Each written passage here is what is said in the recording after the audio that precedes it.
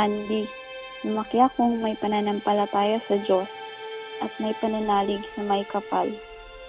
Mayroon akong matalik na kaibigan. Bagamat may iba kaming paniniwala, matatag at subok ang aming pagkakaibigan sa isa't isa. Ako si Junera. Isa akong Muslim. Lumaki ako sa isang simpleng pamilyang may matibay na pananalig kay Allah. Hindi madaling mabuhay sa mundong maraming taong mapanghusga. Ngunit ako na may naging masaya dahil may kaibigan akong sinuring akong totoong kapatid. Si Shandy. Siya ay isang Kristiyano. Iba man ang relihiyon namin, naniniwala naman kaming hindi ito hadlang sa aming pagkakaibigan. May ibibigay ako sa iyo.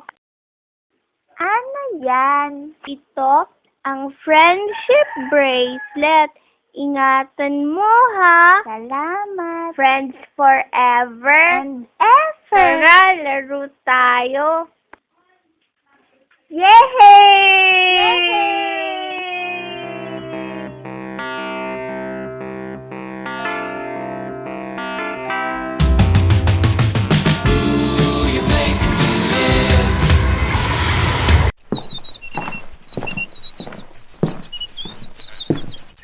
Assalamualaikum. Waalaikumsalam.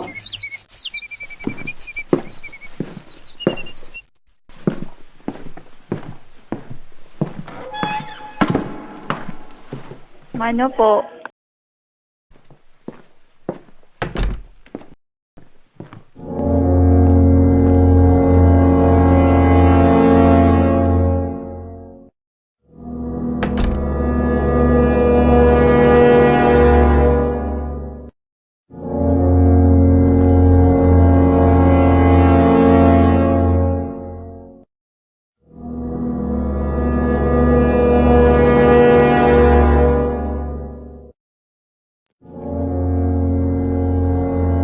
Akala ko, ayos ng lahat.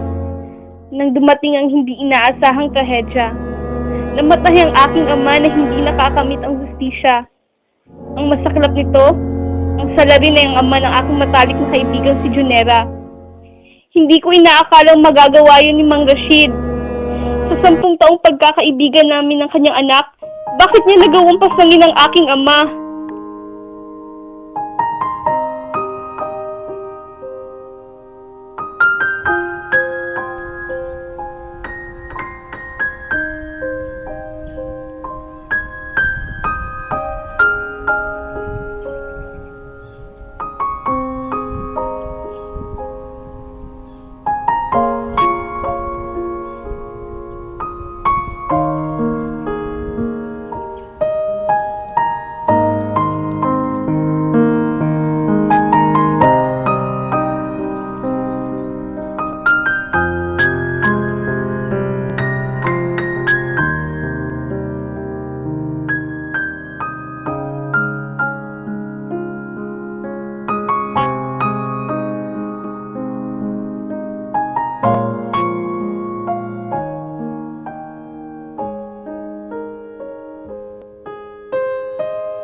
Lumipas ang ika-40 araw pagkatapos ng pagpaslang sa aming butihing ama. Puno ng galit at puot ang puso ko at ng aking pamilya. Gulat pa rin sa katotohanan na wala na ang aming ama. Hindi ko alam kung ano ang patutunguhan ng aming pagkakaibigan ni Junera.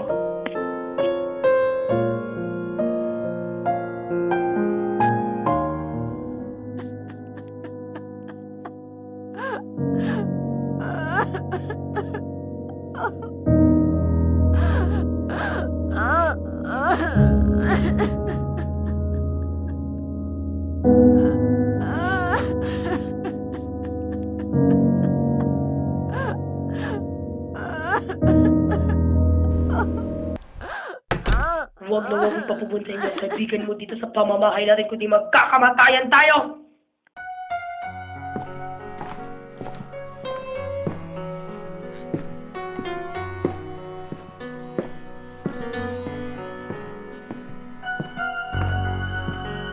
Uy, Shandy!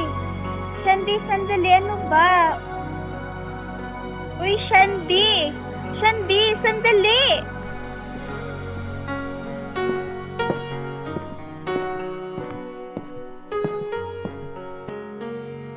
Nakikiramay ako.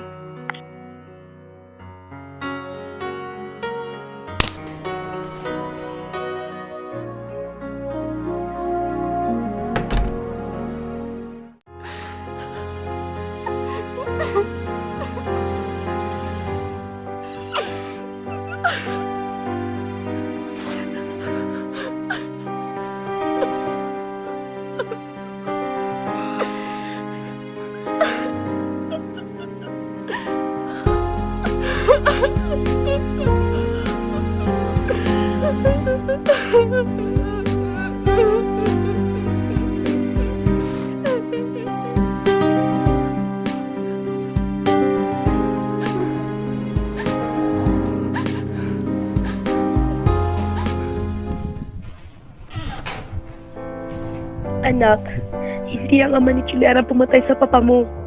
Wala siya kasalanan, anak. Pinagtanggol niya lang ang sarili niya. Yan ang katotohanan hindi ko matatanggap. Pero Shanti, anak, huwag na nating sisihin ang ama ng kaibigan mo. Tanggapin na lang natin. Namatay siya. Balisa at gulat. Hindi pa rin ako makapaniwala sa nalaman kong katotohanan. Ang pagtago ng katotohanan ng aking ina. Nang bigla kong naalala ang lahat-lahat, pinagsamahan namin ni Junera.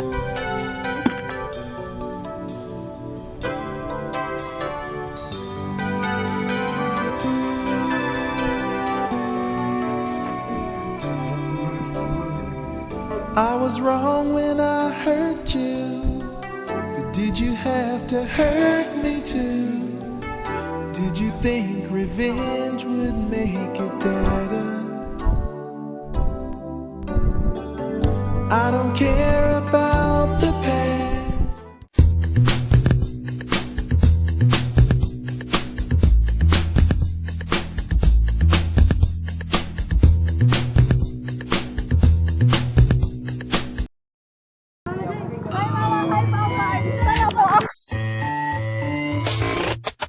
Well, here we are again. It's always such a pleasure. Remember when you tried to kill me twice? Oh, how we laughed and laughed. Except I wasn't laughing. Under the circumstances, I've been shockingly nice. You want your freedom, take it. That's what I'm counting on. I used to want you dead, but now I only want you gone. She was a lot like you, maybe not quite as heavy. Now little Carolyn is in view too. One day they woke me up, so I could live forever.